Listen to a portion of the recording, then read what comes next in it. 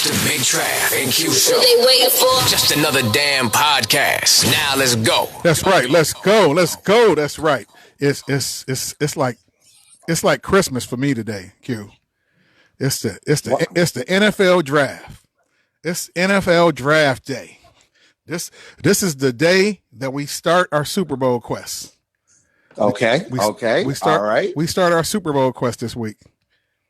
I'm feeling the same way, man. I mean, come on, man. Our Lions, we got the third pick today, so we're going to see where we going with this, man. Draft day. What a way to start it out on the Big Trav and Q Show, baby. That's right, man. They're going to be, it starts at 8 o'clock. They're going to start the coverage at 7 o'clock on ESPN and ABC. And then they're going to actually start the, we don't pick until I think we pick 17th or something like that. So we're probably not going to pick. Oh man, that's a typical Dallas. That's a typical Dallas response, or something like that. We're used to not picking high because we're just so good every year. We never get a high pick because we're just such a good team. So good and don't make the playoffs. I understand that one.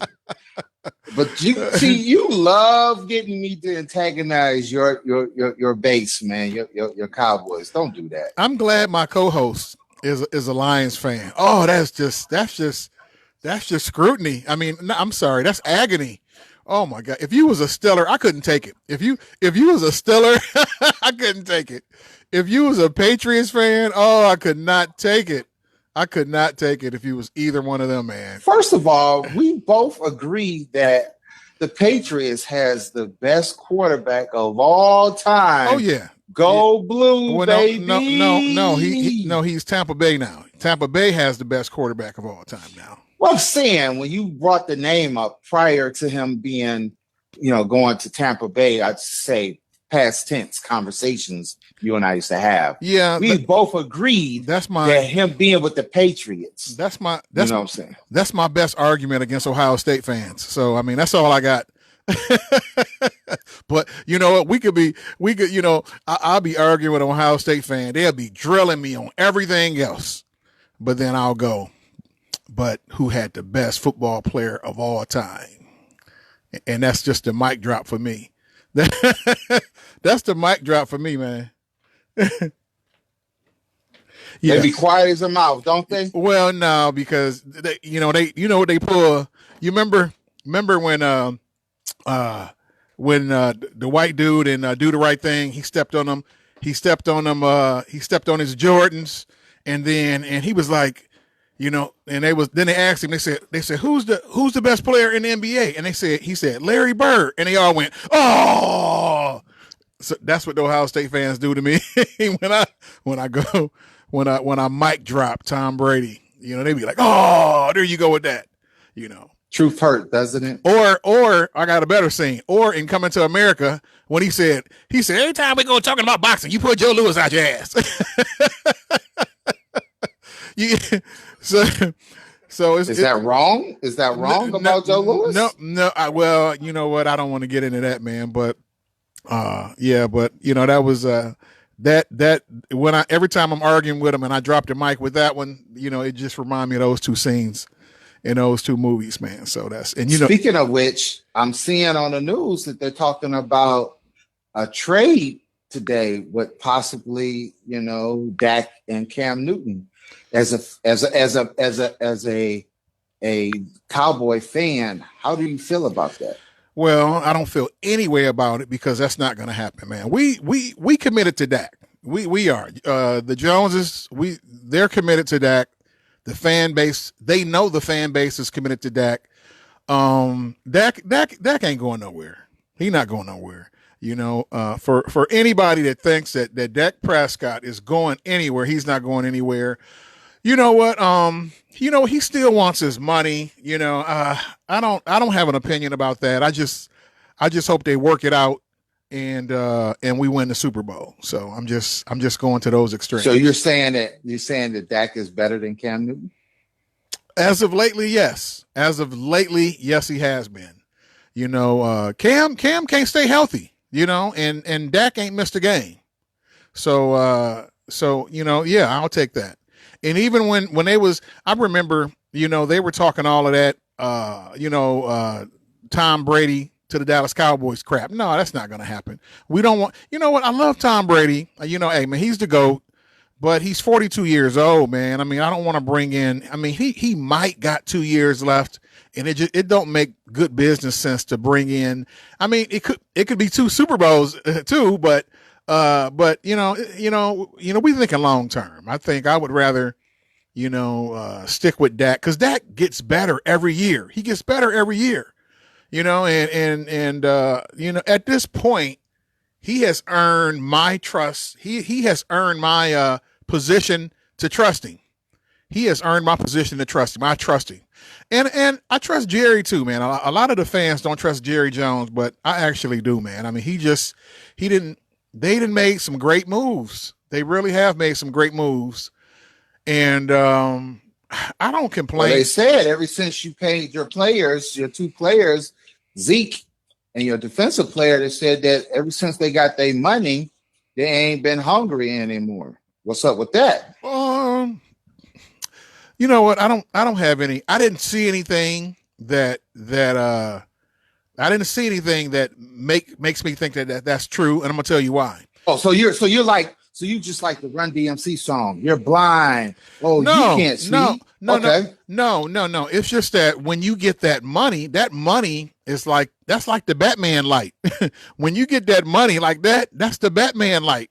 When you get that money, that light go in the air, and everybody know who you are. They know you the man, and so they get ready for you. Zeke is the best running back in the league, man. He's dangerous. But his production didn't go down this year. It did take a step backwards. It did, but it was because our focus had changed. Everybody started to realize that our offense ran through Zeke. So that was their focus, was shutting him down. And he still, or that paycheck, and that was deposited in his bank account. It was the dang. No, it was. I'm gonna call it the Batman light syndrome.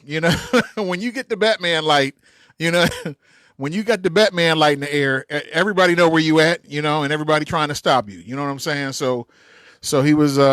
We gonna call it. That's the new. As soon as we start getting sponsors, and soon as we hit our numbers, are you gonna be MIA? What are you talking about? No. I'm staying. You know what? Because so the Batman light won't interfere with us. No, the Batman light. But it would be cool to have a Batman light. Can you get a Batman light? That'd be cool to have in the man cave.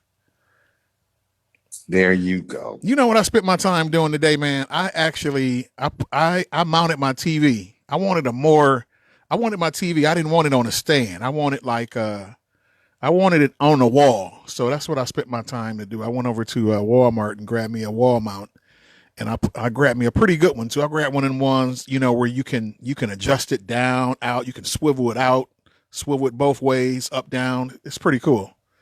And so, but the real reason I got it is because I got an idea. I'm gonna go live tonight DJing, and my TV is gonna be my backdrop. I swear, man, I can do everything in the studio. So I'm going live in the studio tonight, and I think I'm gonna do a Teddy Riley set. And yeah, I'm gonna do a Teddy Riley set. I'm gonna jump on for about an hour and do like a Teddy Riley set, man. And any updates on any new battles that are brewing? Yeah, Dr. Dre. There's news and rumors surfacing that. We found out that Dr. Dre told Teddy Riley that he said that him and Puffy was going back and forth all day. That Monday of the Teddy Riley Babyface Instagram battle, he said they were talking all day. He said we was going back and forth, and he was like, he said he just kept saying he don't think that's for me. He said, but we'll see. He said me and Puffy was going back and forth about it, And Swiss was willing to do anything Dr. Dre wanted. They just, for some reason, they just looking at Dr. Dre as the king. But I'm waiting for Kanye West is gone. To me, I'm gonna reserve the right to say this. Kanye West is gonna throw a wrench in this thing somewhere. I just feel it. I feel it, man. I feel it. I think he ain't weighed in yet on this. He ain't weighed in on this. I know he don't think, okay, because everybody keep trying to put him up against Pharrell. And I know he don't, and I know Kanye West don't think that Pharrell is a match for him. Man, he want Dr. Dre. He that's who he want. He want Dr. Dre. He want to line up next to Dr. Dre. So because I think he got more hits than Dr. Dre, and I think he want to, and Dr. Dre get credit for the best hip hop. Hit that button. Hit that little John button right now. What? You saying that Kanye West is the best hip hop producer ever of all time? He's the best hip hop producer of all time, hands down. Of all time. It don't even come close, man. Don't even come close. Come on, man. You don't agree? Come on, man. No, I do not agree. Who you think better than Kanye West? Hip hop. Stick with hip hop. Let's put this in context, okay? I'm not even a Kanye West fan. I'm not either. But of all time, saying, who's better? So who's had a better hip hop career producing? He's better than the Neptunes. Yeah, yeah, man. Come on. In hip hop, you had to pause on that. No, you had to pause on that. Come yourself. on. I can't even believe you pulled the Pharrell. Neptunes. You think he's better than Pharrell? Yeah, he's better than Pharrell, man. Come on, man. Kanye West got anthems and hits, man. Don't see that was what you feel that he's better than Puffy. Oh yeah, man, he's better than Puffy. He gave Puffy half his hits. he gave Puffy half his hit. He gave Teddy Riley one of his biggest hits. You know, which was that? What was that? I'm sorry. That was Pharrell that done that. Okay, there we go. But and you really think he's you better said than Neptune? Than Jermaine Dupri? I bet you think he's better than Jermaine man, Dupri? Come on, man. Yeah, man, he's way better than you are. Definitely, I think the prisoner of the moment. Come on, man. Come on. You are definitely. But you said the Neptunes. You said the Neptunes. I gotta hit you with a Stephen A. That's the 9. That's the 10. You are really thinking you are really drinking that Kanye West. Listen. Okay, no. Don't get fixated on them. Don't get fixated on them. I said to you, you think he's better than Jermaine Dupri. Yes, he's better than oh man, come on, man. They ain't even close, man. You think he's got a hard 20 songs better than Jermaine Dupri. Listen. Oh my gosh. Everything, man. Hip hop, man. Come on. And Little John. And you think he's better? Oh, you think he's better hip hop and Little John, man. Man, Kanye got hits, man. Come on, man. You know what? I'm gonna say one word to you, and it's just gonna solve everything. Jay-Z, the Blueprint album. It's over. What about it? Drop the mic. That wasn't the best. That wasn't his best album of all time. But it's a classic, man. He produced half of the songs on there. It's not that. Mic drop. It's not, that mic album drop. Is nowhere. No, it's not. Pick that microphone up. That album is not better than Dr. Dre, The Chronic. It's not. Okay. It's not. I agree with that. Oh my God. I agree with that. But Kanye West is bigger than that. If you going how everything, man, everything. You know what I think you're doing. You just agreed that his album is not better than that. But you saying that he's the best of all time. Listen, and that's arguable. You know what? Okay. Let me ask you this. Okay, go ahead. Usher's Confession album. Right. Is it better than the Blueprint? Now that would be that's two different styles, man. I mean, no. But that's two different styles. That's more R&B. I said hip hop. No, okay. I said in hip hop. What R&B album? I said that's R&B album. What R&B album? Why are you taking us in the R&B? Kanye did. Why are you taking us? Because Jermaine Dupri has always said that he look at that as his off the wall. Comparatively going to his Thriller. He says that Confessions, when he and Usher and them got together, they set off to do numbers. And there has not been an album that has done the numbers that Usher's album has done since then. We're talking pre-downloads. Okay, hold on. We're talking pre-downloads and everything. Listen, you didn't jump. Why are you jumping all over the place? We're talking. No. Because I'm asking you about, because I haven't even gotten to Puffy yet. Because I'm asking you stack for stack, album from album. You've already conceded on based on Dr. Dre. You've already conceded on that because you're trying to stack the blueprint. If that's your argument about the blueprint, then I'm going to ask you, if you want me to go hip hop albums, I can say, okay, let's go Puff Daddy and a Family. Are you trying to say that that's a better album? And that's hip hop now. Is that a better album than the Blueprint? Because you keep bringing up the Blueprint. Hold on. See, you all over the place. Let's deal. How am I all over the place? I'm asking you about Puffy. I'm asking you about Dre. And I'm asking you about Jermaine Dupri. And these are arguably some of their best albums. And that's three. So that's three separate arguments. Can I start with one? Go ahead. Okay. Now we were, first of all, let's rein this in. And I don't want to look what the chat was saying while you talking. Well, go ahead. I don't have any comments in mind just yet. But anyway, okay, let's start with the Dr. Dre argument. Okay, let's go back to my original statement. I said that Kanye West is the best producer in hip hop, not R&B. So let's clear that. Let's clear that hurdle. Now, Jermaine would qualify. The Usher album wouldn't qualify. That's not hip hop. That's R&B. I mean, well, let's do rap. No, you know what? Fuck it. We throwing it all in there. We throwing it all. We just doing catalogs. Fuck it. We just cause catalog. It don't even matter. The argument gonna get better for Kanye West if we throw everything in there. If we throw all his pop stuff in there, nobody can get with. If we throw everything he done, not just hip hop.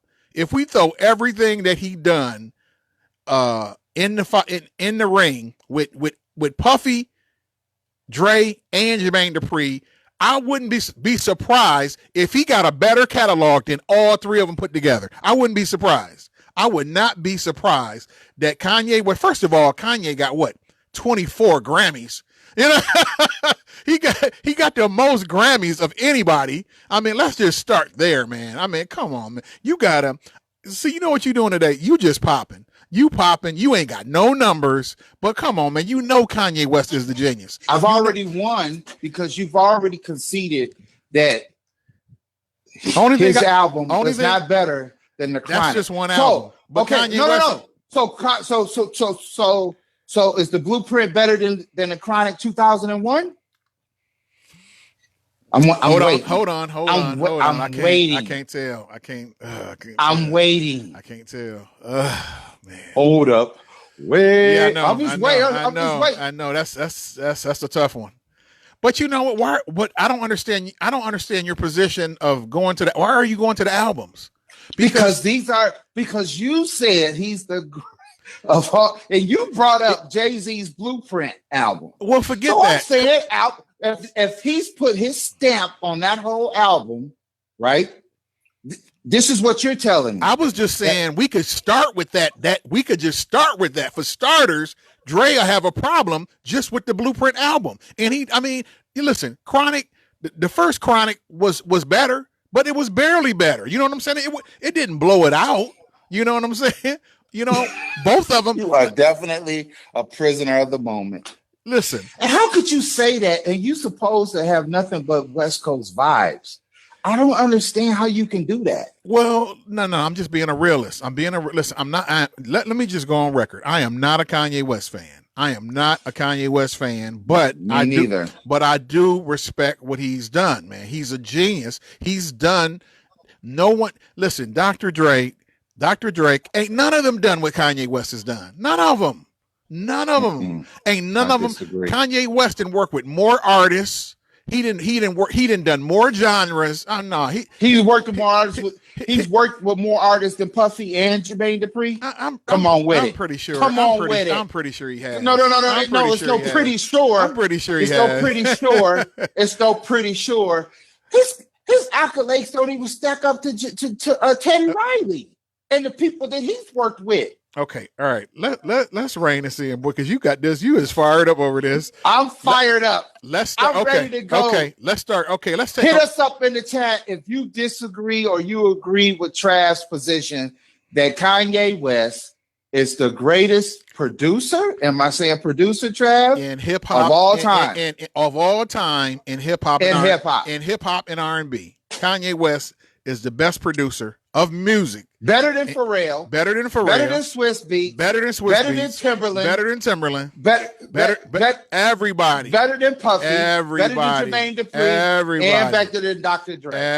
Better than all of them. Better and than all Little John. Little John, why are you bringing? Man, Little John is a baby compared to all these other names, man. Why are you bringing Little John? Ain't even because he fits the criteria. Well, he fits the criteria. But he ain't no Titan like these other guys that we talking about. He ain't no Titan. You serious? Little John is a Titan. Little John ain't no Titan, man. Come on, man. My God. Light work, man. Light work, man. Wait a minute. Little John. I think you need to go and get your papers. Little John. You need to go get your papers. Little John is when we did the comparison between him and T-Pain, he barely beat T-Pain. He barely beat T-Pain, man. Matter of fact, didn't we call it a draw? Didn't we call it a draw? Oh my gosh! I think we called it a draw. I think we called. Didn't we?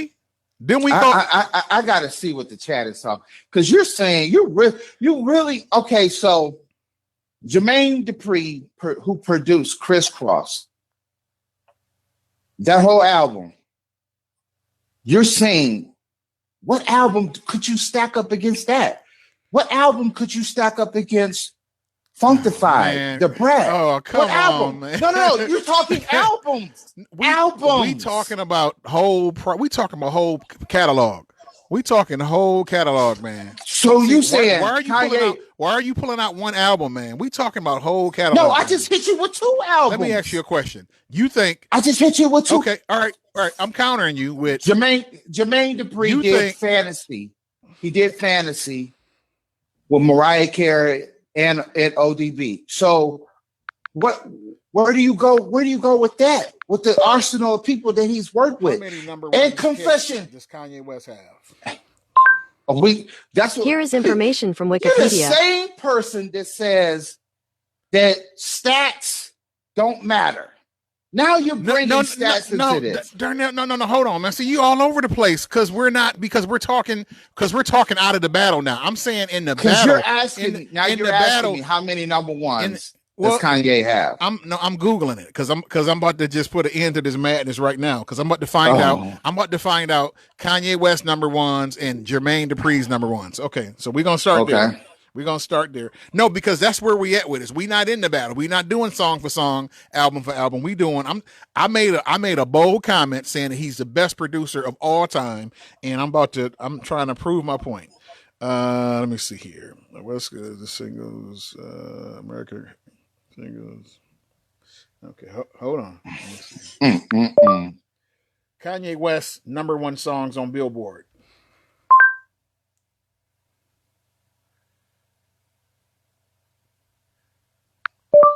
How many number one songs Kanye West on billboards?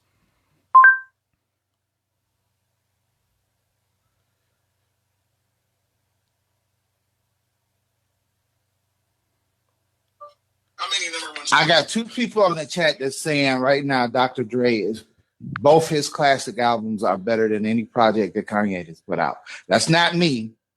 That's what I'm seeing on the chat. Why is not able? You know what? I'm able to get this from everybody else, but Kanye West number one hits. Here is information from Wikipedia. You got to go and look it up. Oh no, because I'm trying to support my argument. He got seven number ones. Let's see what Jermaine Dupri got. We're just starting there. Okay, he got 7 number ones. Jermaine Dupri's number one hits.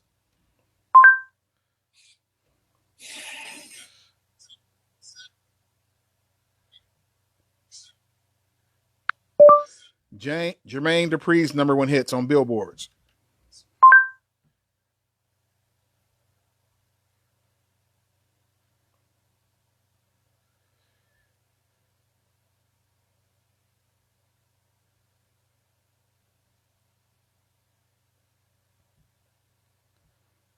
You gotta look for it. Okay, hold on. I'm trying to. It ain't giving me what I want. Hold on. Okay, here it is. Okay, Jermaine got 1. Kanye West got 7. Jermaine Dupri got 1. Okay, I mean, that's good enough for me.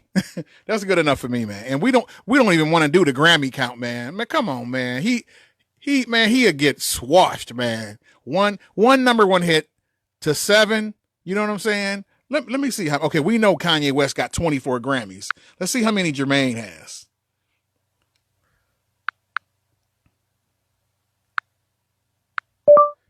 How many Grammys does Jermaine Dupri have? Jermaine Dupri won the Grammy Award for Best R&B Song for We Belong Together in 2006. Jermaine was got nominated one for the Grammy Grammy. Award for Best R&B Song. He got 1 Grammy. He got 1 Grammy and 1 #1 hit. Kanye West got 24 Grammys and 7 #1 hits, man. Come on, man. Really? What song? What song? It's Mariah Carey. Yeah. Mariah Carey. Mariah Carey, We Belong Together. That's his what one. Song? What song do you stack up against Jump by Criss Cross by Kanye? Gold Digger.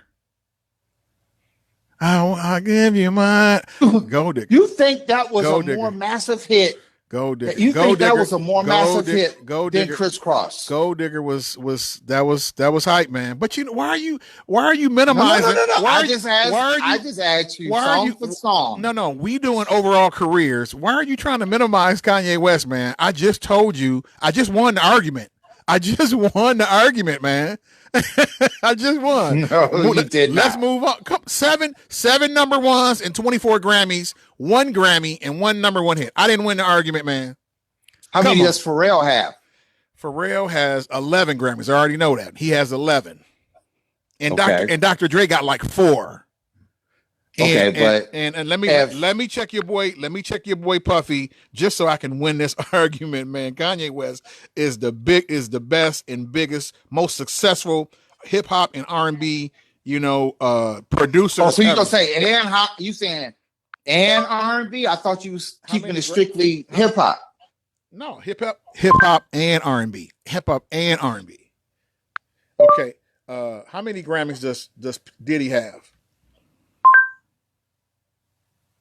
Sean Combs won the Grammy Award for Best Rap Performance by a Duo or Group for I'll Be Missing You in 1998. Was nominated for the Grammy Award for Best. Diddy got 1 Grammy. Come on, man. Come on. Okay, let's move on, man. I won the argument, man. Kanye West. Listen, we'll have this conversation again when you find somebody that's a bigger producer than Kanye West, and we're not going to have this conversation again because they don't exist. They don't exist. They don't. Clive Davis, maybe. Clive Davis might give him a run for his money. Phil Spector might give him a run for his money. I mean, we on some Beatles shit now. Kanye West on some Beatles shit. He on some Elvis Presley shit, man. Come on, man. Anyway, where's my applause button? Because I got to give myself an applause for winning that argument.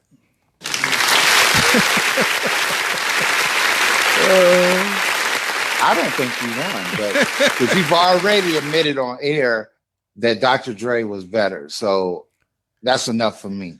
Well, after I thought about it, I said, wait a minute, Kanye West, Dr. Dre got like 4 Grammys, and Kanye West got I don't think people in the streets really cared about Grammys, man. They cared about good music. That was the argument. That was the argument. You can go and put on the Chronic now. How many Grammys? You can go put on the Chronic now. Dr. Dre won the Grammy Award for Best Rap Album for Relapse in 2010, won the Grammy Award for Best Rap Performance by a duo or group for Crack a Bottle in 2010, was nominated for the Grammy Award for Album of the Dre got 6. So that's pretty good. So he's in second place in the Grammys. So, but anyway, Kanye West, best hip hop producer. I'll stick to my original argument. I'll leave R&B out of it, but it's R&B too. But best hip hop producer ever. So, hooray for Travis. And in other news, I got a new action figure. I got Spider-Man. Spider-Man came in today. Spidey, what's up, Spidey? Your friendly neighborhood Spider-Man. Which Spider-Man version did you get? I got Endgame. I got the Endgame because remember in Endgame he had that little shiny metallic suit. In Endgame, remember when he right? And so I got the one. I got the Endgame. And so, do you remember Valkyrie? You know who Valkyrie is? Yes. Tessa Thompson. What you think? You think I should get her? Why not? I need some more brothers on the wall. Black Panther. You don't want the Black Widow? I got Black Widow already. I need some more brothers on the wall, man. Yo, Sal, why you ain't got no brothers on the wall? Right. No, I got two. I got two. Until you get Blade, we don't have nothing else to discuss. Man, you got to go half on Blade. Blade is expensive, man, and he ain't even current. But I am gonna get Blade. I like the way I looked at. I looked him up, and he looks sweet. I mean, he got the trench on. He got his blade. Trav, the chat is asking me to ask you, do you think that Kanye West is a better producer than R. Kelly? Yes, the short answer is yes. Yes, he is. He's a better producer. But I'm going to say this. I'm a big R. Kelly fan, and I feel R. Kelly songs more than I feel Kanye West songs. So, yeah, I know he's a better producer, but I mean, I love R. Kelly, man. That's my dude, man. He can't do no wrong. He can't do no my wrong. chat. I wish you could see my chat because they're giving you everything but the finger right now. You're saying you're thinking that Kanye is better than R. Kelly. Oh, I didn't even bring R. Kelly up until I just looked on the chat. And no, R. Kelly. No. I mean, if we listen, guys, the people that that's thinking, listen. I love R. Kelly, man. I mean, I don't even own a Kanye West album. I just got his hot songs on my hard drive. I don't even own a whole album. R. Kelly, I got all his albums. I mean, I know I'm familiar with it, with the B-side stuff, stuff that don't get radio play. I mean, I'm a big R. Kelly head. So, but for the sake of the show, for the sake of my argument and winning my argument, we're not making an argument here, but no, he's a better producer than R. Kelly is. I think so. But I will get R. Kelly maybe. I don't know. No, you know what? R. Kelly been getting a lot of praise during the Instagram battle, man. I mean, people have been saying that you don't want to mess with R. Kelly. Like he came up a lot in the Teddy Riley and Babyface battle because they was talking about, his name came up about who could battle. That's why, that's why R. Kelly wanted to get out of jail. R. Kelly wanted to get out of jail so he can do that damn battle. Who would you put him up? Who would you put him against though? Who would you put R. Kelly against? Now, R. Kelly and Teddy Riley probably would have been a good hookup. That would have been a good hookup. That would have been, God, maybe him and Usher. He would have beat Usher too. just for this argument's sake, I would love to see Kanye go against R. Kelly because you're professing this guy to be like,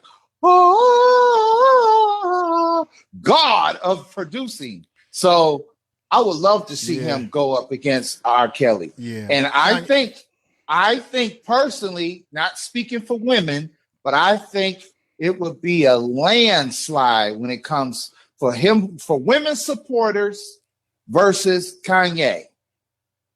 If you're talking about dropout Kanye, give him way better chance. But given the fact of what he's doing now, Nah, I think here's what you should take into consideration. After everything that he's done and the comments that he's made, even if people were to think he's better, just because of that alone, people are gonna fall asleep on Kanye. They're gonna just be like tuned out on it because you can't say and do some of the things that he has done, and people are gonna be objective enough and say, I'm just gonna just listen to them, which they should. And I do believe you should separate the two because you shouldn't take away what the man has done versus that. But you and I know, Trav. I agree. Let's keep it street here. You and I both know, even if people were, they're gonna be like, nah. You're talking about R. Kelly's credibility issues and Kanye's credibility issues. I would love to see that. Yeah, that's headline. That's headlines right there, man. Yeah. Well, that's headlines right there. He has another hearing. He's trying to get out. Citing the coronavirus, the prison that he's in. There's a lot of cases of corona, so they turned him down a couple times now, and they got another hearing coming up. So he would be able to do it because he would be confined to home, and I know he and you know what, it would if he. You know what? I can see that the protesters, they probably would be lobbying against, Tim and Swiss for him to participate, but they're going to let him. Tim and the Swiss going to let him. They're going to let him participate because they've been talking about him. And so, and this is for the people. They said that so his name came up to be in the battles. Yeah, it came up with the Babyface and the Teddy Riley because they were talking about. When they was talking about who else could have battled Teddy Riley or who else could have Babyface, R. Kelly. And they was like, the only person that could have battled either one of them is in prison. And that came up several times. So, but yeah, I agree with you, man. It would be a battle of personalities that people hate. And, but that's like being a wrestler, two heels going up against each other. Yeah. And it just be like, it doesn't matter about the creativity. Although I still think that R. Kelly has more of a groundswell of women that do still, support him. They do. Speaking of Instagram battles, man, Hot 97. They done exactly what we was gonna do today. Did you see it? I know, and I checked it out. Thank you for sending it to me. That was so Rosenberg, man. Oh, he was. I was so mad at him. He played. You know what, man? Listen, they in New York, so they was French Montana bias, man. He played that bullshit because he knew they only had what 5 songs to play. He only had like 5 songs to play, man, And so like a total sounds like my co-host when he's talking about Kanye being better than Dr. Dre, Pharrell, Puffy, and Jermaine Dupri. I hear what you're saying. We've closed that door. But anyway, but you know what? Rosenberg was playing. I mean, the songs he played was cool, but I thought they was gonna play like 10 apiece because the songs he was playing was cool, and I was like, well, you know what? It's the early rounds. So when they hit 5. I was like, I said, French Montana, he didn't maxed out. That's it. I said, it's over for him. And then it was over. I was like, wait a minute. I said, come on, man. That's why they only let him play 5. They only let him play 5 because after 5, French Montana ain't got nothing. And then 3 of the songs he played, this ain't no big deal, but they were making a big deal that 3 of the songs were features. They were songs, they were other artists' songs that French was on, but that don't matter. He was on it, so it count. And so, but when I done mine, man, I meant, you know what? Damn, almost, Kendrick Lamar almost won every round. I just done 10. I done 10. You know what? I'm not gonna give him credit. I ain't giving him credit for that Work remix. He ain't getting credit. He ain't getting credit for the Work remix. And he ain't getting credit for the Hot Nigga Bobby Smurda remix. He ain't getting credit for that. Because the original songs was big songs, but the remixes wasn't. the originals was hard, but the remixes wasn't hard, man. So, so he get those. I think, who did I end up taking? I ended up taking French Montana, and you end up taking Kendrick Lamar. Okay, did you? Trav, the chat is asking me to ask you, do you think Kanye West is better than DJ Khaled? Oh man, that's an insult, man. That's a total insult, man. That's an insult. I'm not asking you. Come on, man. He been in a game like 10, 15 years longer than him. You know what I'm saying? Come on, 10 man. years. So we're talking tenure then. Yeah. Because if you're gonna bring the tenure argument, he don't even qualify. Kanye hasn't been in the game as long as Dr. Dre or Puffy or Jermaine Dupri. Whoever. Listen, if you changing the bar now, Trav. You changing the bar now. It's just a straight up answer. Your personal opinion. You're a DJ. They're asking you. I'm speaking for you guys. I know. They're asking me to ask you, is Kanye better than DJ Khaled? Because Khaled has hits. Most definitely. Most definitely, man.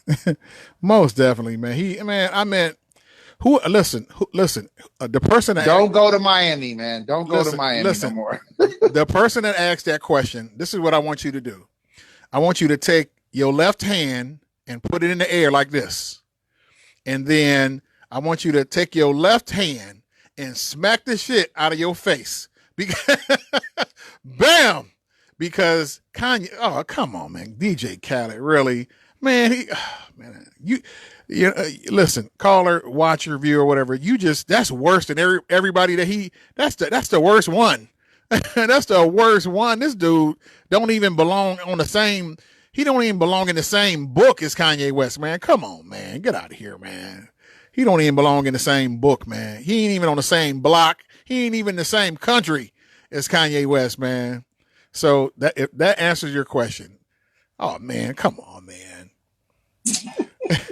He said you love to defecate on people. He said because I don't believe in gray areas, man. I don't believe in gray areas, man. Either you the winner or you not, and DJ Khaled don't have nothing. Anyway, back to Kendrick Lamar, French Montana. Okay, this is what's going on, guys. Why is it saying my video has ended? Is the video still going on your page? Let me go see. What do you mean let you go see? I thought you was looking at it. It's on my phone, on my other phone. Okay. Yeah, well, I just refreshed my page and let me see here. It's still saying live. Okay, we're gonna keep rolling. I don't know what's going on with mine. It says your broadcast has been paused. It should be resumed shortly. I don't know. Anyway, let's keep rolling. Okay, let's get into this. Okay, did you verse yourself with Kendrick Lamar? I've already versed myself. Okay, all right. I'm gonna let you go first, man. I'm gonna let you go first and pick a song. I wish we could play them. Okay. Go ahead and pick one. I just don't think I don't think that French should be in a. I'm gonna have to pull you in this situation, just like how you was just insulting the DJ Khaled. Right. I just think it's insulting for French to even be. I agree with you in that situation. So I agree. I just think his name and his stature and things that he's done. He can't even compare to J. Cole. Right. Yeah, I know. Well, you know what? Billboard, you know what Billboard done? Billboard, Young Thug had jumped. Young Thug jumped on his Instagram, and he made a comment about French Montana, saying that he could go bar for bar with Kendrick Lamar. He said, "Stupid ass nigga said that he could go bar for bar with Kendrick Lamar," and he laughed. And so French Montana got mad. So they was trading barbs back and forth on Instagram. And so it was they were feuding. So it was like a triangle going on. So what Billboard done, Billboard printed all their stats. Just what I done for you. They printed all their stats. And what was it? I think Kendrick Lamar, he had 48 charted songs. French Montana had 17. Young Thug had 48 charted songs. But anyway, I'm just long story short, all the stats that Billboard's kicked out, French Montana came in third place. Young Thug wasn't even arguing. The argument wasn't even against Young Thug, but Billboard threw him in the mix. So French Montana, he couldn't even get with Young Thug. And he talking about he could go bar. His actual comment was, I can go bar anthem for anthem with Kendrick Lamar in a festival setting. And he said, man, y'all acting like I ain't got hits, man. And ain't nobody said that. You just can't, you just can't come on the mic and be like, I'm just as good as Nas. You can't do that shit. Yeah. You can't do that, you man. You can. That don't mean you're right. Yeah. You can, but that don't mean you're right. Right. To back that up. Come on, man. And then his excuse was, was I supposed to say anybody but me? I got confidence in myself, dog. It just made him look even more stupider. And he actually, well, he's right in that regard, though. I would say that, but that doesn't mean no. You can say that. What you do is you pay homage, man, like they do Drake. No, everybody pays. This is a different era, Trav. Yeah, I know. But see, he lost. You saw the homage that Teddy played towards, Babyface at the end. He said, listen, if y'all think he won, God bless him, he's the king. But that doesn't mean if you close the door, turn off the lights, and you had Teddy in a room by himself, that doesn't mean that Teddy wouldn't think that he's still great or arguably better. You know what I'm saying? But that's just what you do. Right. I think the Big Trav and Q Show is arguably one of the better podcasts that just came out.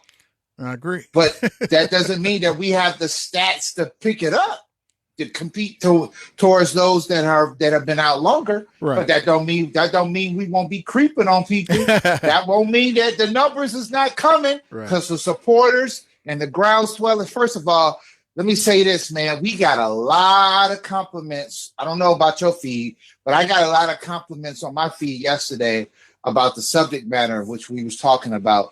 And they loved us talking about the females and the end of the party. It seemed like my numbers shot up when we were talking about the Selena and Madonna situation. And you was talking about the parties, the theme parties and stuff like that. Right. My numbers end up shooting up towards. I don't know if you click on yours and you see your stat lines, and it should show you your viewership and where.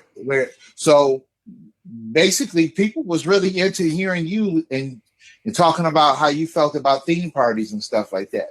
So you're gonna have to follow up with them about that Madonna thing. Yeah, I definitely am. That a Madonna party. I've never heard someone do or ever seen someone do a Madonna party, but every time I do an 80s party, Madonna is well represented there. I mean, it's heavy Madonna, it's heavy Cyndi Lauper, it's heavy Michael Jackson, Weird Al Yankovic. So when you do the 80s, those people are represented. George Michael, everybody come in there with the scruffy beard, right? like George Michael.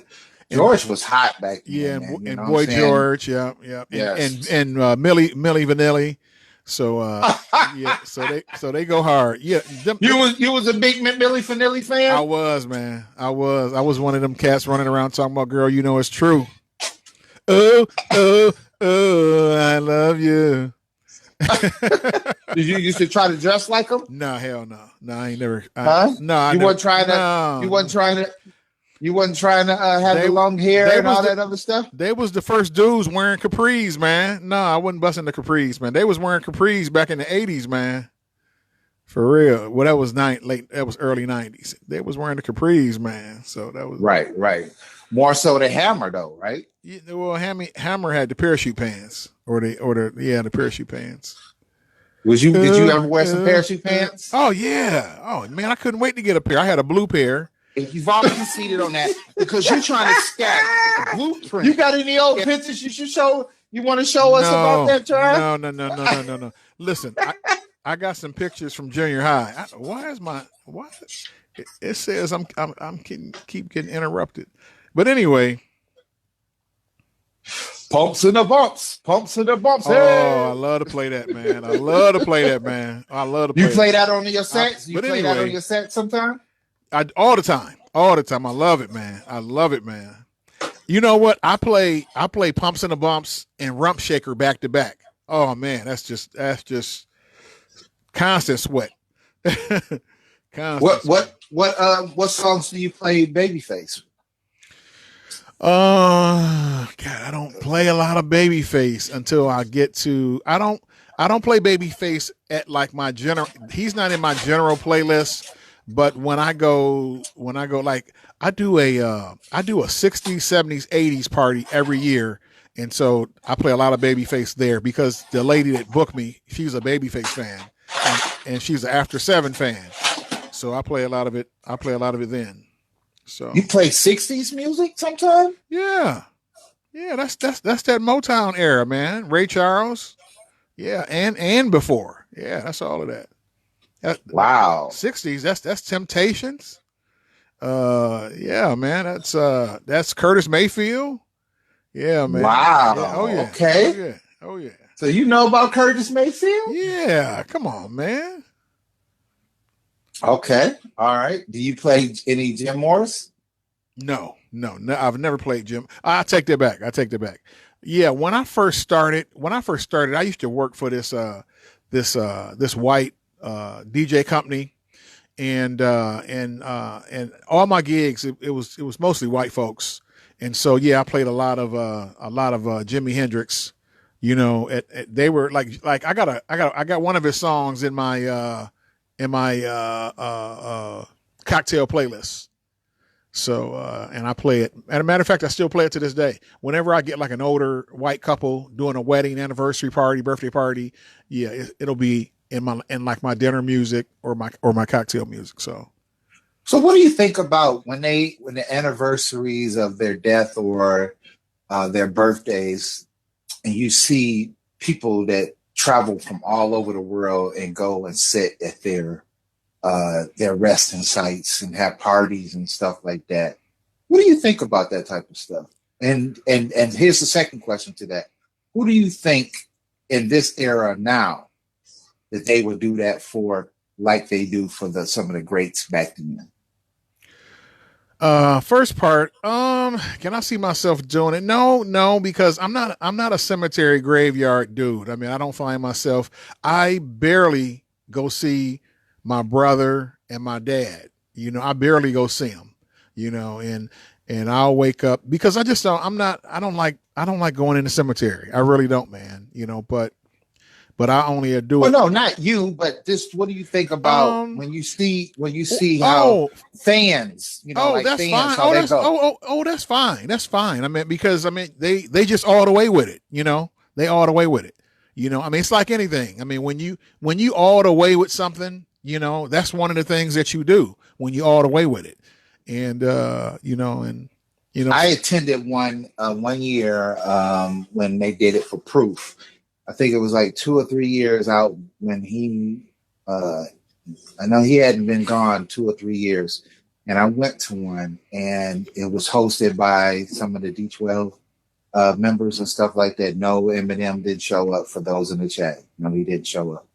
But what I had come to find out by doing that, Trav, you go there for one thing, but then you look and you say, wait a minute.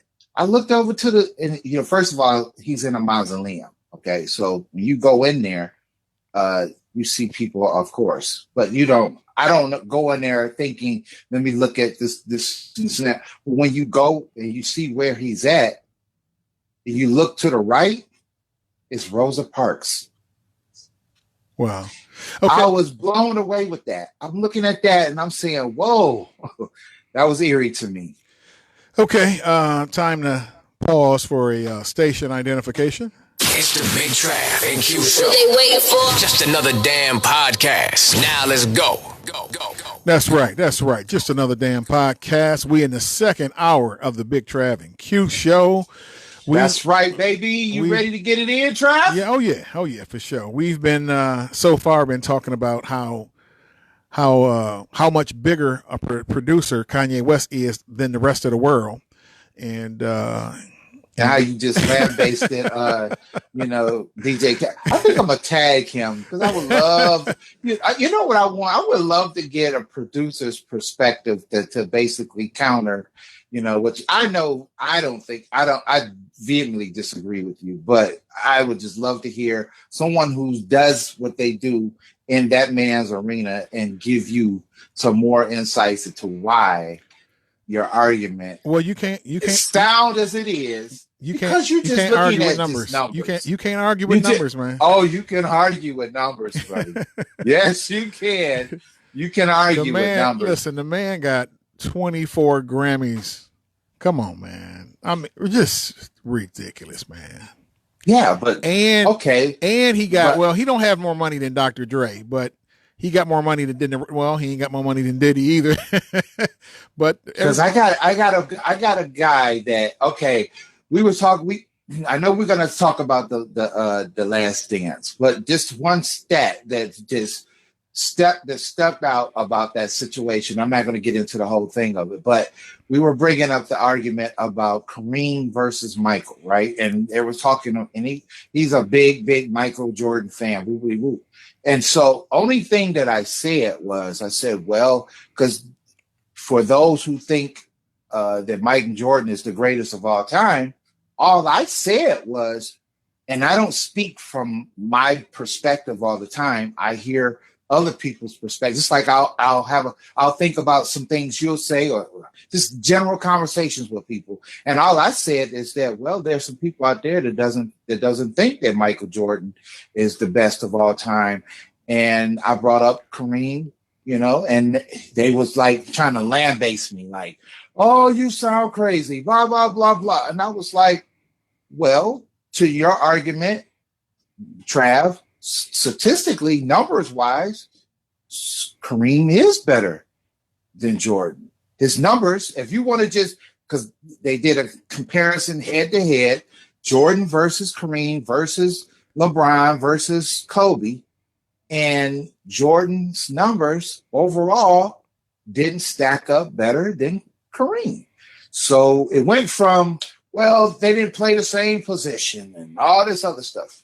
So all I'm saying to you, when you bring up the whole numbers aspect of it, there are going to be people that are going to say, oh, the numbers don't matter. Jordan still is the overall better icon. He's transcendent. He's done commercial success. Kareem, when he changed his name and he said F you to the media, that's why he got a bad pass. It doesn't matter that he has the scoring title, blah, blah, blah. So when you make that argument about, it's numbers, that doesn't always fit with everybody. Time out. Shout out to my man Eric. Cowboy Garrett. What's up, Eric, man? I see you. What's going on, baby? You ready for the draft? My man. Yeah, I'm watching the draft, man. I said, you ready for the draft? Eric he just had a birthday. I think he turned Eric looked like he about 35. You look like you about 35, 40, Eric.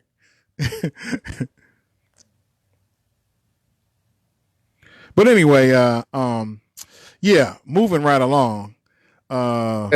Right, no response. I get it. Well, go ahead. Well, no, going into the going into the Last Dance. Let's talk about the Last Dance. Okay, the first things off the top let me set everybody up. If you guys aren't familiar with the Last Dance documentary, what it is, ESPN, they took their cameras, the last championship that the Chicago Bulls won, after they won the fifth one, they thought it'd be a good idea to take cameras into the next season and follow them all season long.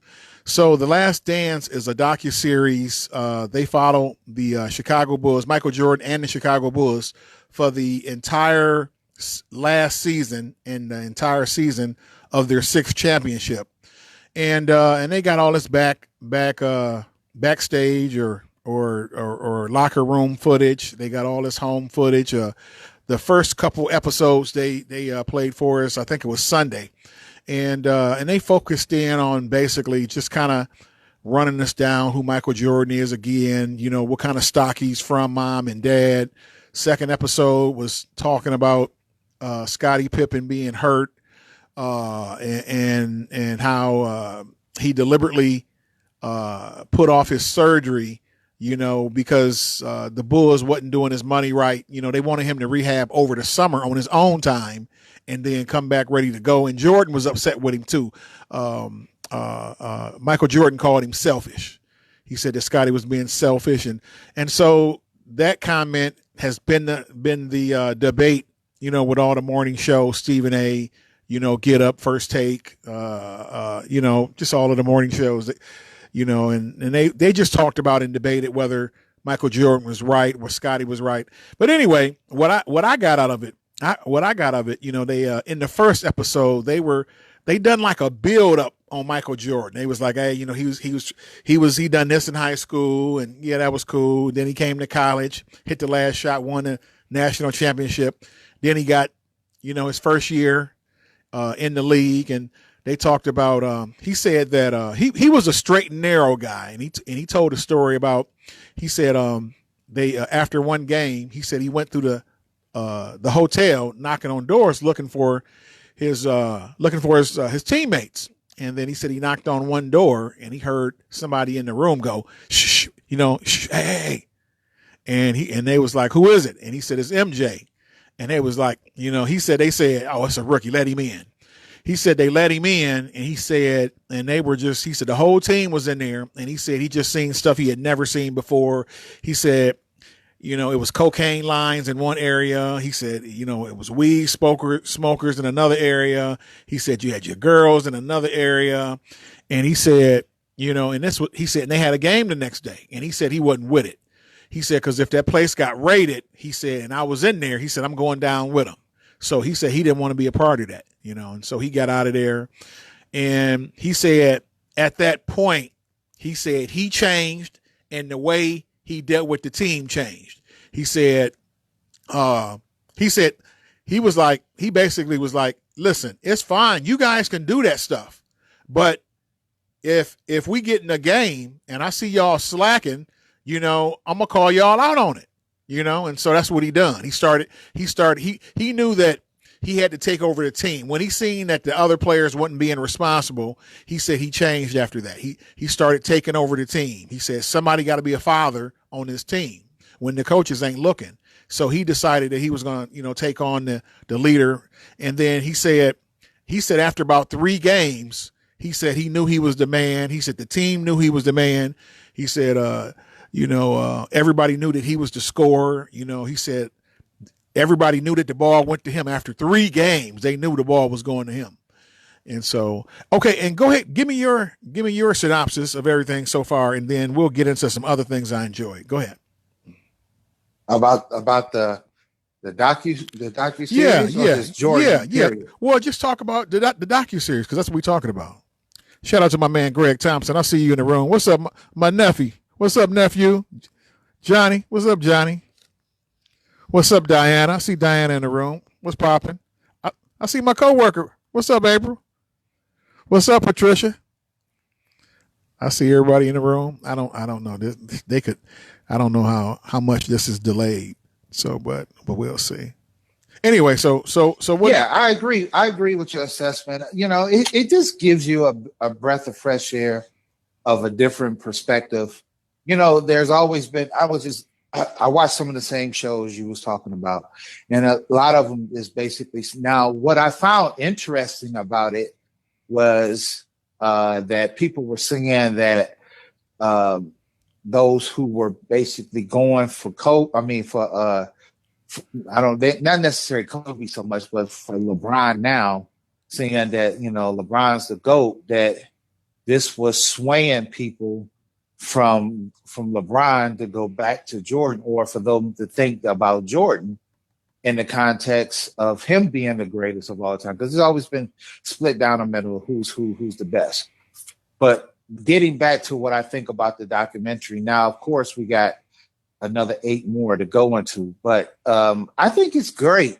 I'm learning some things about Jordan that I didn't know about, obviously, because of the fact of the matter is that to seeing his dedication, I read a lot of his quotes and a lot of stuff that he put into the work, but to see how he channeled all of that around his teammates, especially for those that were tenured, and to earn their respect in the end, I thought that was really thought-provoking, and I thought it was really great. I'm really interested to see how the finale of this is going to culminate with people, moving forward. What about yourself?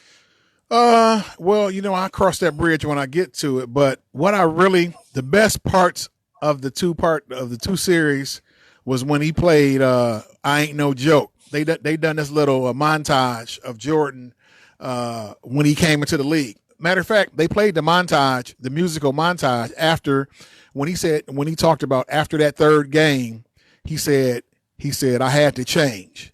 And then they started showing some highlights, how he had turned up his game, and they was playing I Ain't No Joke. I used to let the mic smoke, and they just went on probably like a 3 or 4 game montage of him just tearing up the league, man, after game 3.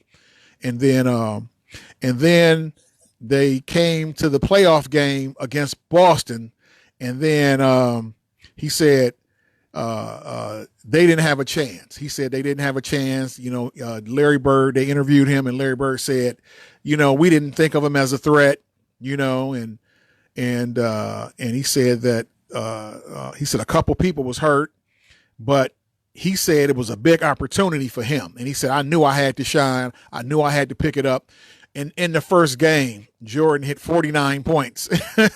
and then they interviewed Bird and him after that, and they was like, well, we thought he wasn't from this planet after that first game. And then the narrator said, if you thought what he done in the first game was outrageous, check out what he done in the second game.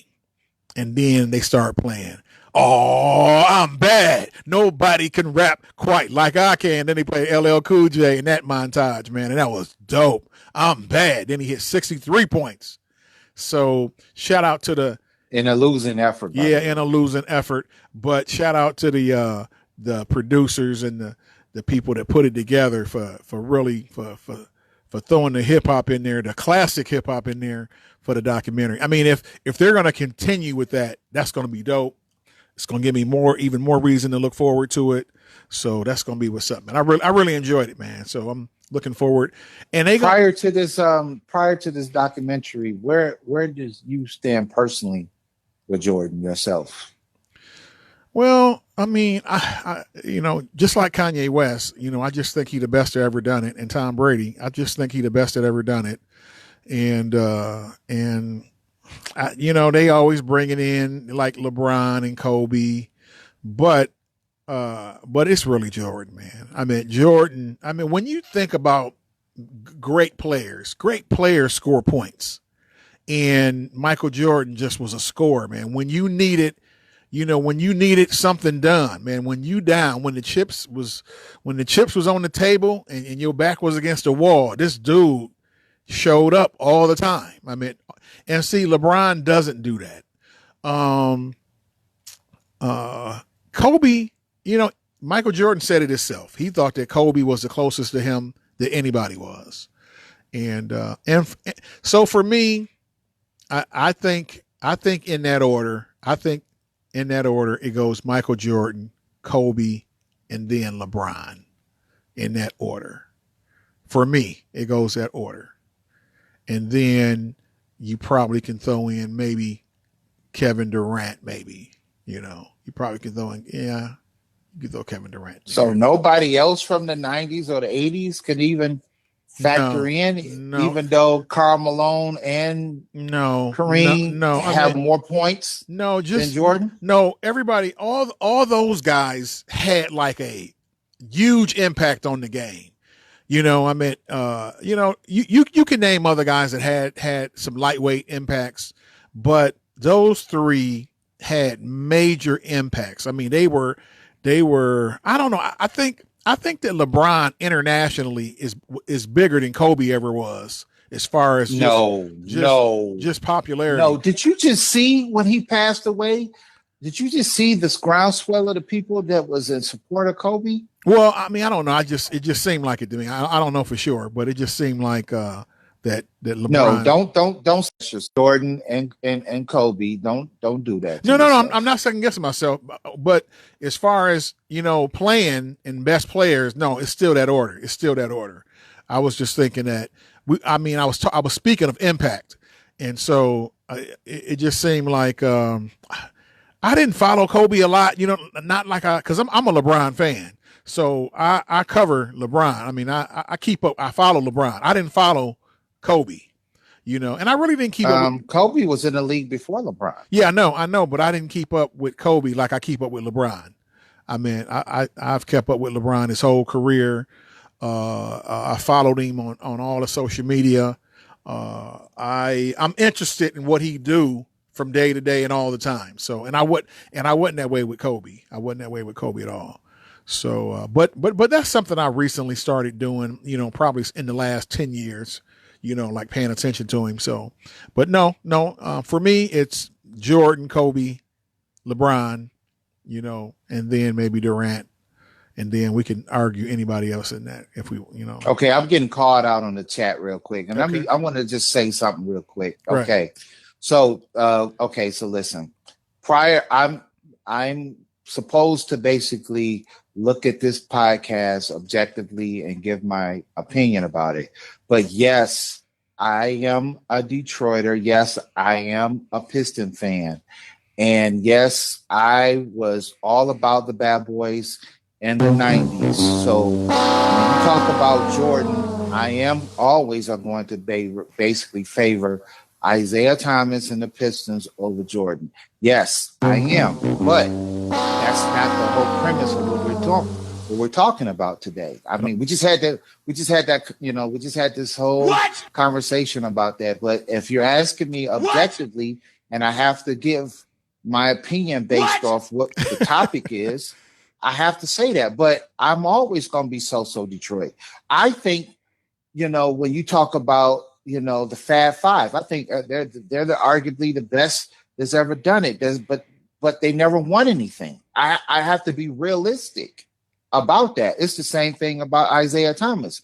I feel because of the things that he has done for the city of Detroit and the things that we wrote, because those guys were like the blue collars of that time period. But okay, I get what they're trying to say to me is, how can I put, you know, Jordan and that when the same era, they're saying Jordan came in the league in 84, 85.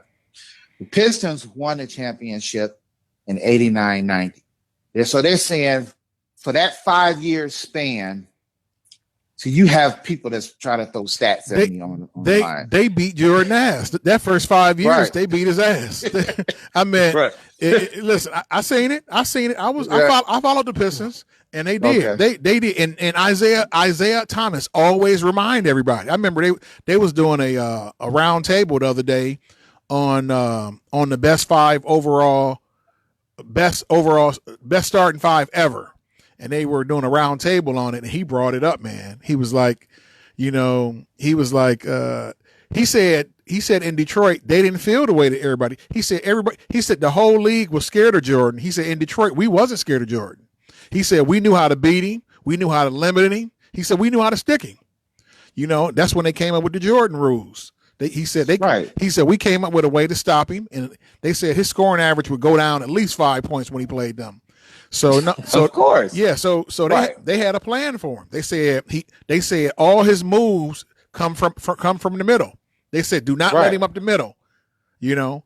But eventually he found a way around it, and then he got help. Well, he only beat us in the playoffs one time, man. I'm just pointing that out there. But what I'm saying to you is, I just got a few people on the chat line that was like, how you gonna talk about Jordan and what about the Pistons? And I'm like, I love the Pistons, but if my co-host is asking me about the Last Dance documentary, then I have to stick to that.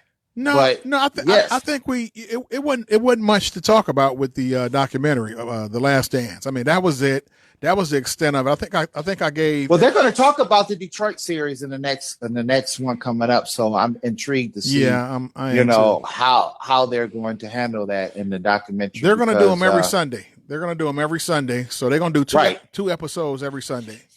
And then, and what they're also going to do is, I think it comes on at like 8 or 9.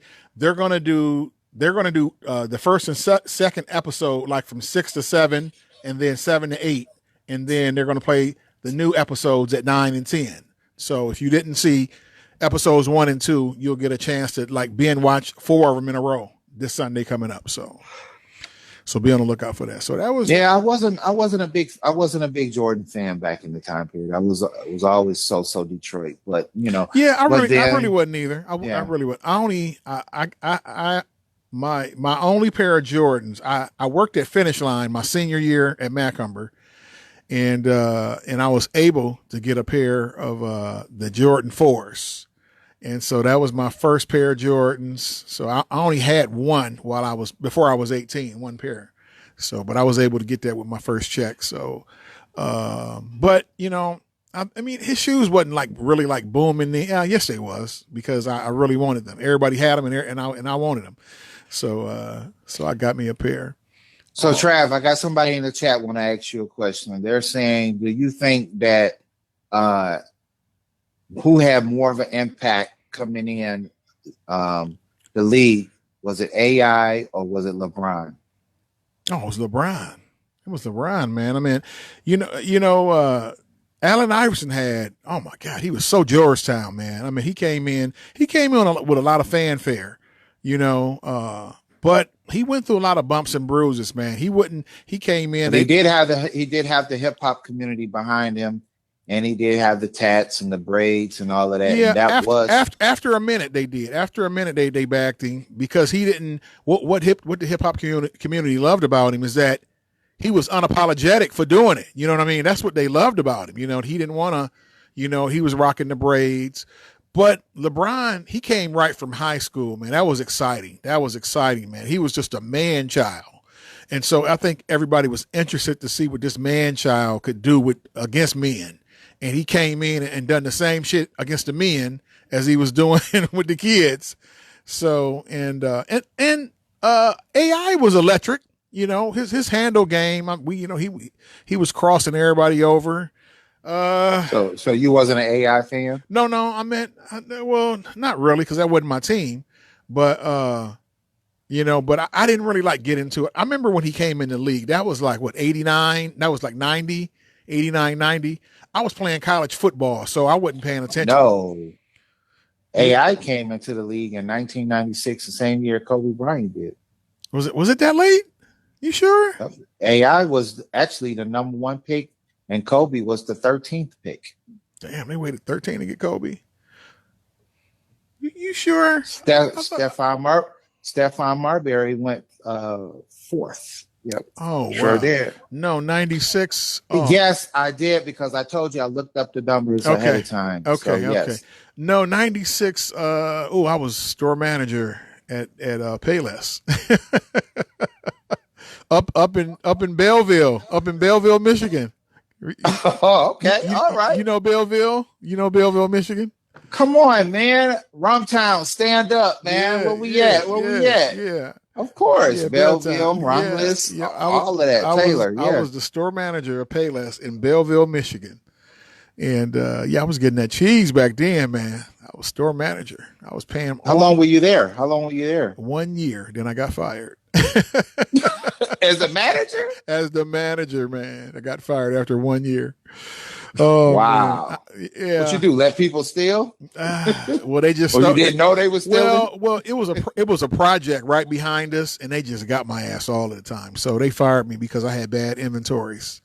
I had like 3 bad inventories. The thing was, I lived in Toledo, and I would drive up there every day. And when I would go home, man, my employees, I had about 2 employees that lived in the project. Man, they just gave away shoes when I was. What happened was they our loss prevention person, he was watching the store, and he told me, he said, man, every time you go home, man, they was giving away shoes.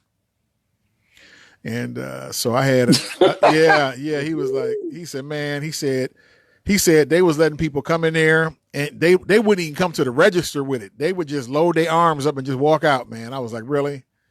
And so, my district manager, he was trying to get me to move up there. He was like, man, you need to move up here, man. He said, because you need to be able to swing by your store and see what's going on. You need to just like do some surprise checkups, which I've done that a few times because I love the Detroit area.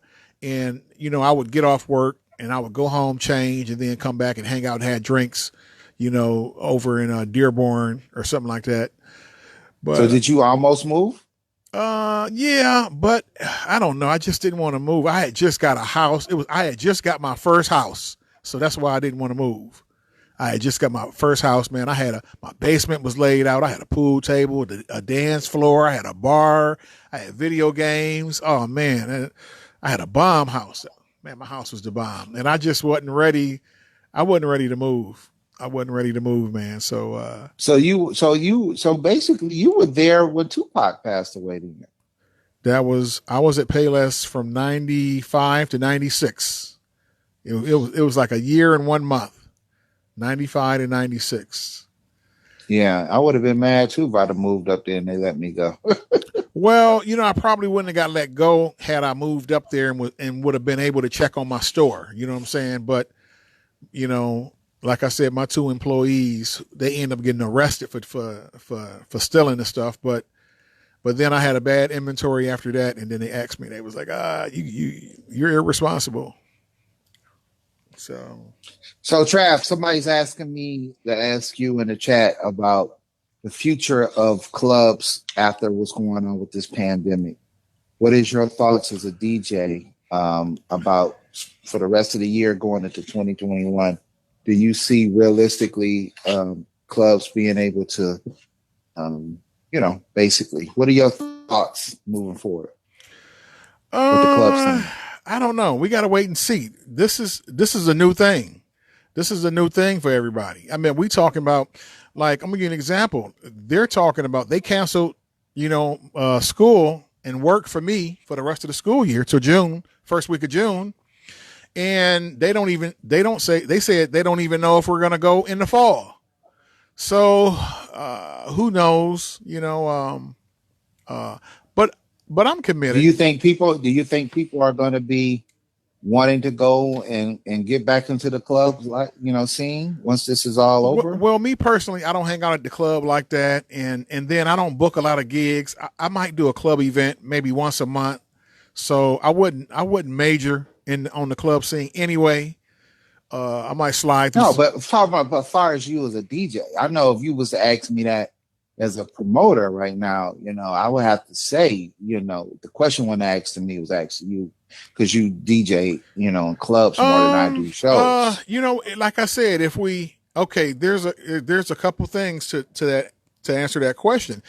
If they come up with a vaccine, and then the best case scenario is that they come up with a vaccine that can get rid of it, because that's what happened with the Spanish flu, back in, 1918 or whatever. That's what happened. The Spanish flu was killing everybody. They came up with a vaccine. They gave everybody the vaccine. Then everything was okay.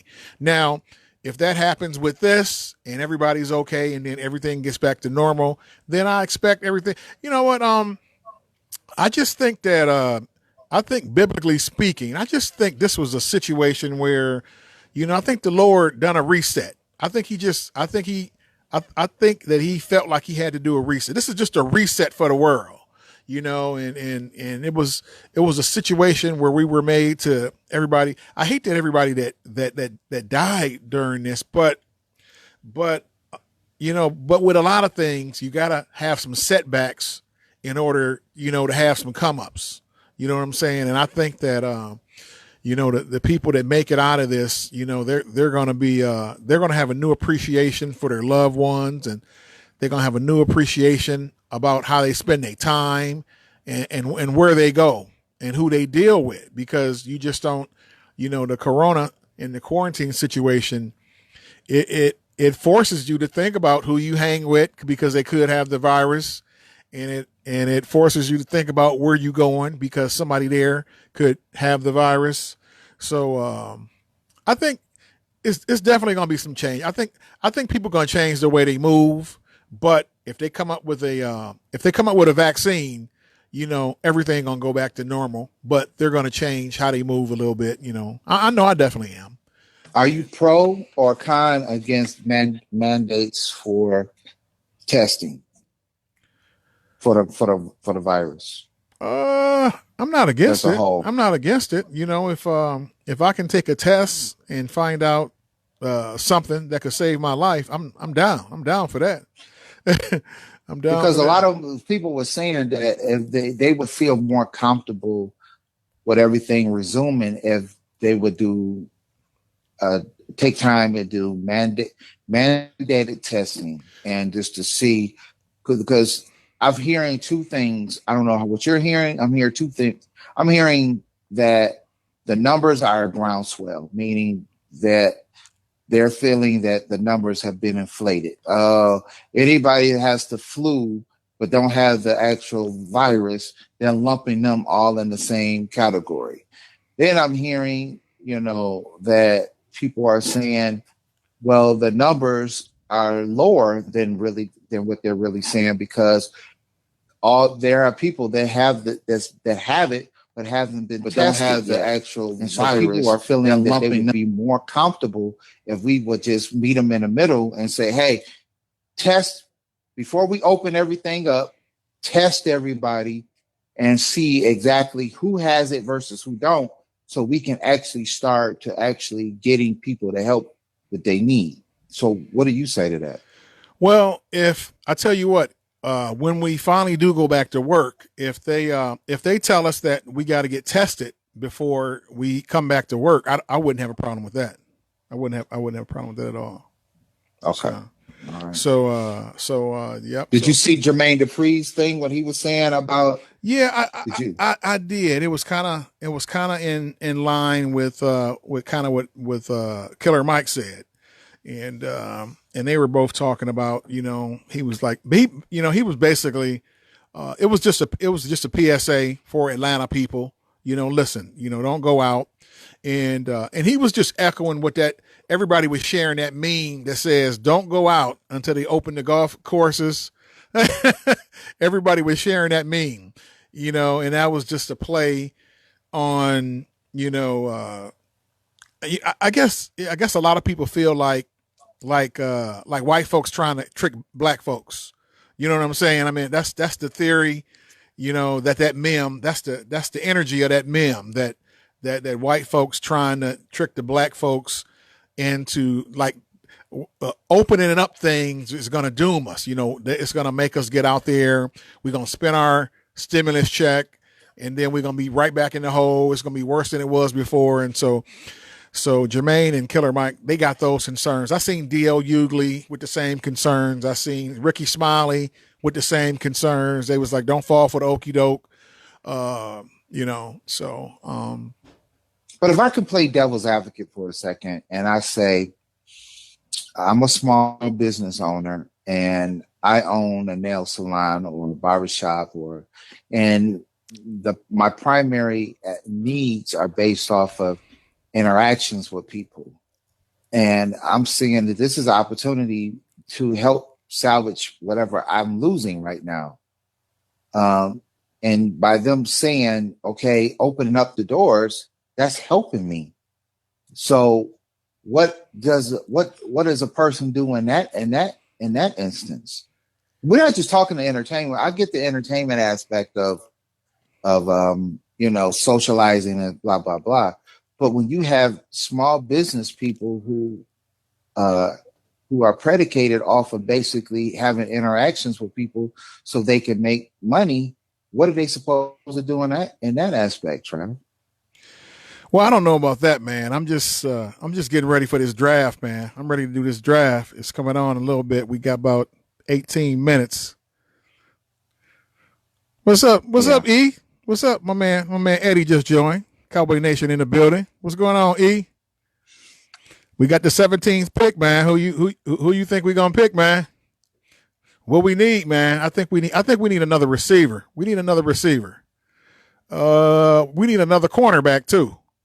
So I'm can't wait to chop it up with my Cowboys family, man. Any new movies you've seen?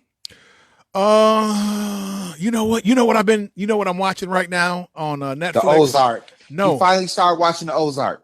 I finished the Ozark. I finished it. Okay.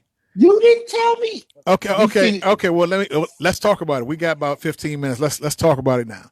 Okay, Ozark. You know what? This is what I think.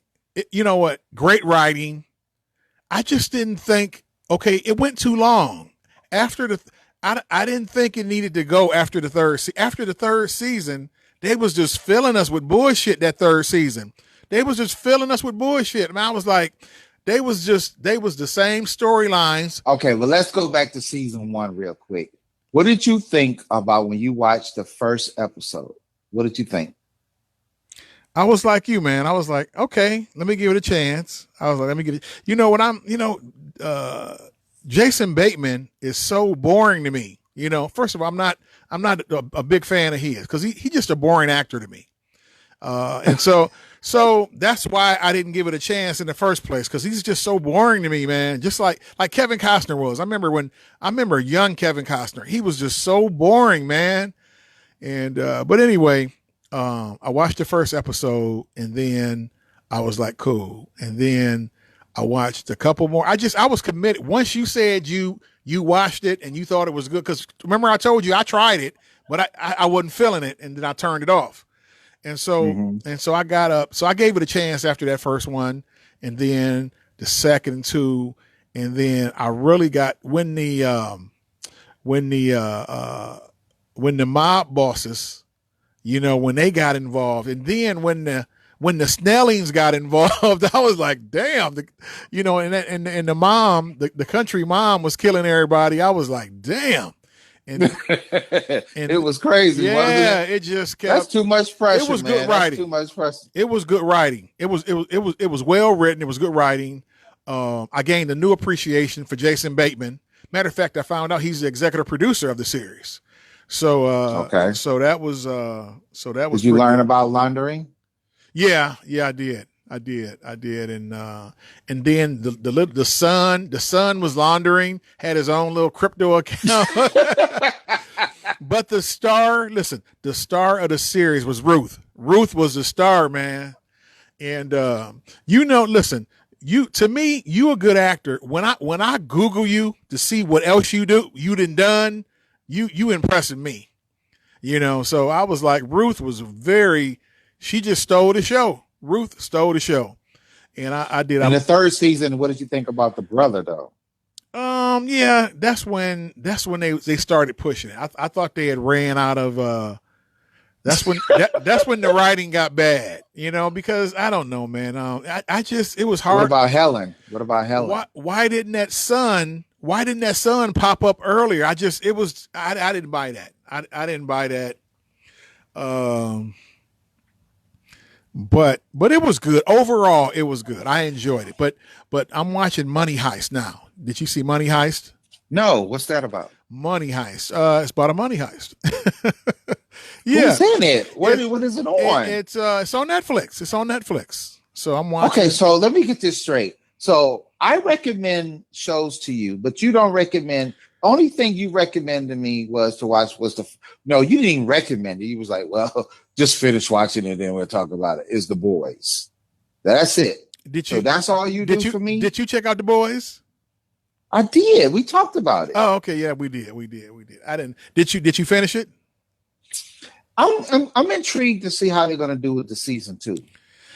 The way it ended was, you could take it or leave it to me personally, because if you go this whole it's 8 episodes, but you go all these episodes and you find out all this stuff that, and then at the end, I'm just intrigued to see what this particular character is going to do with him. Because I don't like Superman being bad. I don't like the Superman guy being bad, and killing people. I couldn't get with that.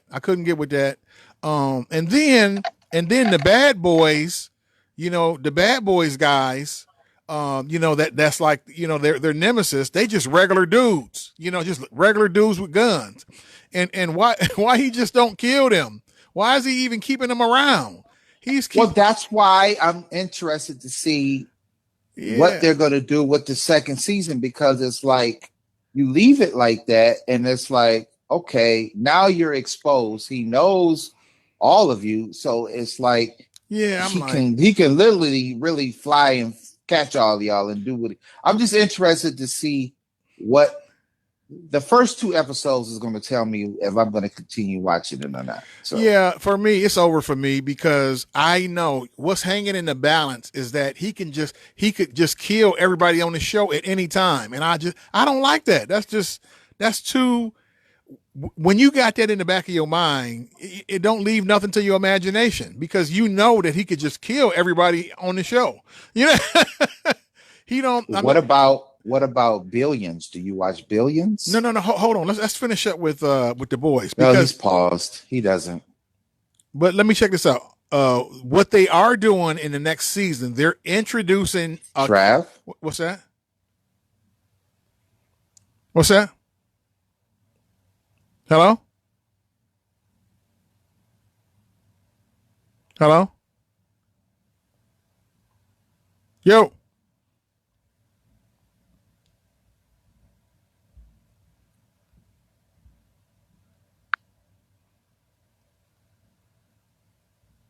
Yo, Q.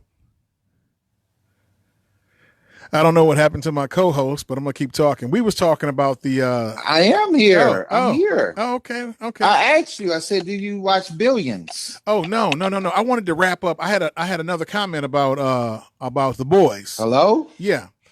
I had another comment about The Boys. The Boys, they're gonna be. I did find out they're introducing another character that can battle the Superman guy. So I'm interested. What happened to your phone? He didn't just hung up. But anyway, what's going on, y'all? Hey, I'm excited about the NFL draft today. The Dallas Cowboys, they're gonna get they're gonna get some pieces to us winning the Super Bowl this year. What's going on with you, man? You hanging up on me now? No, that was you. I didn't touch the phone. The last thing I heard you say was they're introducing a new character, and then they hung up for whatever reason. Yeah, I didn't even touch the phone. Anyway, they're introducing a new character on The Boys that's supposed to be powerful enough to battle him. So that I'll look forward to that. So I'm looking forward to that. But then I asked you, I said, do you watch the show Billions? No, I've never seen Billions. I mean, I've seen the previews for it, but I haven't got a chance to peep it out. So you gotta do one episode just to see. And then you thought, okay, so we're gonna do this on air. I'm gonna watch one episode of Money Heist. You can watch one episode of Billions. Is that fair? Now, did you complete Billions? Yeah, I'm all caught up. Okay, yeah. Okay. All right. Well, I'll binge watch it tonight. I'll get my Prince on. I'll watch the Prince thing. Matter of fact, I'm gonna do that first. I'm gonna watch the Prince. Let me see what. No, I gotta watch the draft first. I'm watching the draft. Okay. Listen, I want to reach out to my Cowboy people. Check this out. If any of my Cowboy families around the country, if you guys want to jump on Zoom together. If y'all want to jump on Zoom together and just talk about the draft as we draft everybody, hit me up. I would love to get on Zoom, because I mean we probably can get maybe 20 people on a Zoom. So if anybody's doing the Zoom, let me know. I'll come on Zoom and we can do sort of like a virtual draft party. That sounds cool. You hear that, Cowboy Nation? Let's do a virtual draft party. Everybody get on. Everybody get their wine, get their little sippy, little cigar. Let's do that. What up, Joe? Hold on a second. Huh? You put my headset on. Hey, we got another Dallas fan, Trav. His name is Deshaun. We're going to talk about the draft real quick. What's 2 up? minutes of it. What's up, Deshaun? Yo, what's up, man? Another Cowboy fan on his line. It's on. What's on your mind, bro? What's on your mind? What you think, man? What's our needs, man? What do we need? Who do you want to see us pick up? Okay, you got to look at who we lost first. We lost Byron Jones. Yeah, we could put Jordan Lewis. We could put Jordan Lewis in the play, and I personally think he should have stayed at least the second quarterback because he's a dog. Cheetah Bay don't look back for the ball at all. He can cover. He just don't look for the ball. So he's not a ball. He's not a playmaker. But we need a cornerback. Yeah, we do. We need a cornerback. I hate to tell you this, but I strongly think that they're thinking about replacing Dak, and I don't know if I want that or not. No, I don't agree with that. We keeping Dak, man. We actually talked about that in the beginning of the podcast, and I told him, no. I think we sold on Dak, man. Dak is our future. I think we sold. They ain't making the moves. I hope so. I hope so too. I hope so too, man. So now because everything that brother went through for them, especially with like the anthem thing and all that kind of crap, man, you can't don't do that to him. Yeah. He did everything they needed him to do. He done everything they asked him to do and more. And so I think Jerry and them gonna make it right. They're gonna make it right. Yeah, I ain't worried about that. Like I said, I'm concerned with DB. I think we need another receiver. Because we lost what's his name to the dude with the colored eyes. I forget his name. Randall Cobb. Cobb. He was a pickup last year. Yeah, we lost Cobb to the Redskins, and so we need another. Dez Bryant been making some noise talking about he can come in and play the slot, but I don't agree with that. So he can't run the patterns. Right. A slot receiver has to be able to run all these different patterns and get loose. Dez can't do that. He got to muscle people over. Right, exactly. So grab us. Aren't you guys a little concerned that his name is actually coming up in so many trade scenarios right now? No. I mean, sometimes, Darnell, they do that to get trade leverage off of him because they're trying to get him at a certain number. But Dak is smart enough to keep on like, no, I'm not coming off of this. I've done everything I'm supposed to. My running back got paid. These guys got paid. These other dudes that I'm better than are getting paid. Because after he played Kirk Cousins at the top at one point. I don't care what nobody say. Kirk Cousins ain't better than Dak Prescott. No, he's just not. No, he's not. And I'm not giving him that. No. I'm not giving it. Now, he's smart.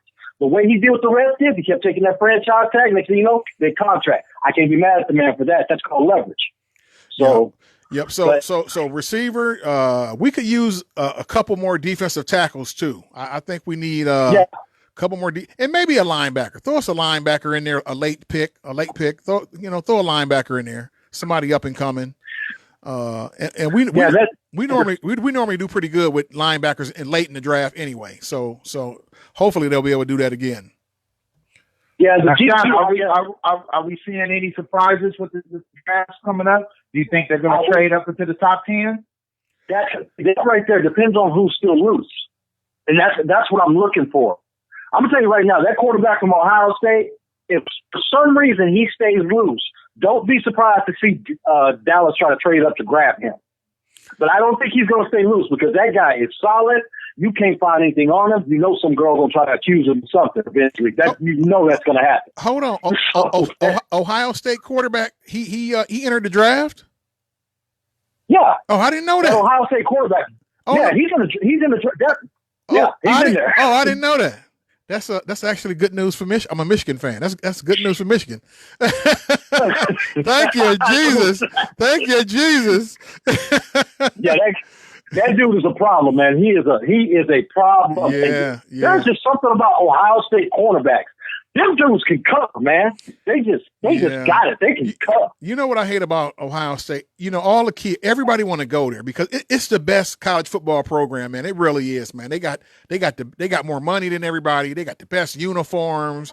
They got the celebrities coming through all the time. I don't think they got more money than Texas. They up there, man. They up there. But you know what? And they got great colors, man. Their colors is just awesome, man. And so everybody want to go there. And the thing is, you got 5-star dudes on third string. You know, yeah. I mean, people just want to go there. I mean, as a parent, I would not let my 5-star son go to Ohio State and be third string. Come on, man. You could be starting someplace else. And exactly like that quarter. But real quickly though, yeah, what are you guys seeing? What's happening with Tua tonight? What do you see him going? Tua going to Miami. He's going to Miami. Yeah, I can almost guarantee he's going to Miami. Yeah, he's going to Miami, man. Yeah, because they got because Fitzpatrick, you know, he's just a fill-in. So they need they need a franchise. So yeah, Miami need to pull that trigger on him. So yeah, I agree. And Tua, he fits that. He fits that culture because that coach, even though he came from New England, he gets that team and they start off losing. Because remember, he started off 59-0. Baltimore just drilled them. Right. All of a sudden, towards the end part of the year, they start showing some vigor in them. That's that coaching right there. Right. Because that don't just happen overnight. So now they're building this team. They got their quarterbacks, Xavier Howard and Byron Jones on the same team. Good luck throwing that damn ball. Because them two, man, they cover dudes. And we know about Byron Jones. Even though he's not a interceptor, he's not going to get you a bunch of interceptions. One thing you ain't doing, you ain't going to throw that ball over there too much. Because you ain't going to get it nowhere. That dude can cover, man. He's good. So that secondary is solid. Well, and now that Tom Brady is gone, the AFC East is wide open now. So, oh yeah, yeah. So Miami. You know, go ahead, bro. My bad. Go ahead. So Miami and everybody got a chance now. You know, so that's gonna be something. Mm-hmm. That's gonna be something to keep an eye on. Hey, but we're gonna go ahead and wrap this up because we got to get out of here. And hey, thanks for the call, man, and go Cowboys. Hey, man, go Cowboys. Hey, you take it easy, bro. You too. All right, bye. Well, it sounds like you guys got something in common. Oh yeah, for sure. Sure. Yeah, listen, you pick right up with your Cowboy family. Like I said, when I get off of here, I hope that some of my family members are doing a Zoom. Listen, guys, my Cowboy family out there, if you guys are doing a Zoom or a meeting, a watch party, virtual watch party, I really would like to be a part of it. You know, let me in on it. I think I got Zoom on my phone, and then. Well, you can come party with us, Ryan and Sam, because we go number 3 tonight, so we'll be partying more so before you guys at 17. So come on in and join us, Trav. You know how it is, man. For sure. So any last words? No, man. First of all, I just want to say before we get off the air, don't forget, check us out on our YouTube page and check us out on our Facebook page, our Instagram and Twitter page. Look up the Big Trav and Q Show. Leave us a message. Let us know if you're liking the show. If you're not liking the show, let us know what you think we can do to improve the show. And don't forget to hit that subscribe button. And on that note, I'm out. That's right. Tomorrow. It's the Big Trav and Q Show. What they waiting for? Just another damn podcast. Now let's go. Go.